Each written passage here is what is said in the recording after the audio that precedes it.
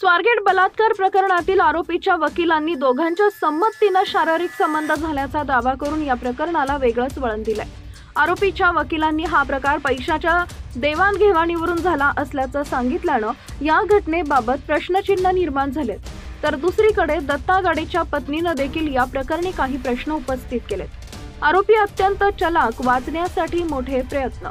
आरोपीबाबत अनेक वावड्या उठल्या गेल्या। तो समलैंगिक असून त्याद्वारे तो पैसे मिळवायचा अशा प्रकारच्या चर्चा आहेत। यापूर्वी आरोपी दत्तात्रय यांना पोलिसांना तृतीयपंथी असल्याचं सांगितल्याची माहिती समोर आली आहे। पोलिसांनी आरोपीला बचाव कसा करायचा याबाबत चांगलीच माहिती असून तो शातीर असल्याचं सांगितलंय। ही बलात्काराची घटना घडली ती बस फॉरेन्सिक लॅबमध्ये पाठवत पथकाकडून पंचनामा करण्यात आला। यामध्ये आरोपी विरोधात सबळ पुरावे मिळाल्याची माहिती समोर आली आहे। बसची प्रयोगशाळेतील तज्ञांनी केली पाहणी। स्वारगेट बस स्थानकात ज्या शिवशाही बसमध्ये तरुणीवर अत्याचार करण्यात आला त्या बसची न्याय वैद्यक प्रयोगशाळेतील तज्ञांनी पाहणी केली आहे। घटनास्थळाचा पंचनामा करण्यात आला असून बस न्याय वैद्यक प्रयोगशाळेत तपासणीसाठी पाठवण्यात आली आहे।